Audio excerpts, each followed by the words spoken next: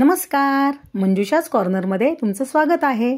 तर आता हिवाळ्यामध्ये छान आवळे यायला लागलेत ताजे ताजे, तर म्हटलं त्याचं लोणचं करावं म्हणून मी याचं लोणचं करायला घेतलं आवळ्यांचं। अर्धा किलो आवळे आणले होते, तर त्यातले 5-6 बाजूला काढले आणि हे बाकीचे मी उकडून घेतले।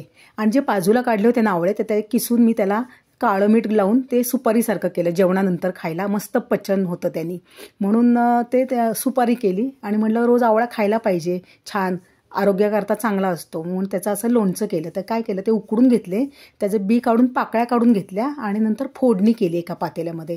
त्याच्यामध्ये मी तेलामध्ये हिंग, जिरे, मोहरी, हळद आणि मेथ्या घातल्या भरपूर, कारण का मेथ्याने खूप छान लागतं लोणचं। आणि बडीशेप घातली, बडीशेप पण 1-2 चमचे घातली, खूप छान लागतं। आणि मग फोडणी जळू नये म्हणून जरा गॅस बंद केला, जरा गार करून थोडीशी घेतली आणि लाल तिखट घातलं आणि नंतर हे सोललेले छान मस्त पाकळ्या काढलेले आवळे घातले त्याच्यामध्ये आणि मिक्स करून घेतले छान। हे असं खालीवर करून त्याच्यामध्ये मीठ घातलं आणि मी एक अर्धी वाटी साधारण मी त्याच्यामध्ये गूळ घातला, गूळ पावडर होती तर ती घातली। खूप छान लागतं, असं आंबट गोड मस्त लोणचं होतं।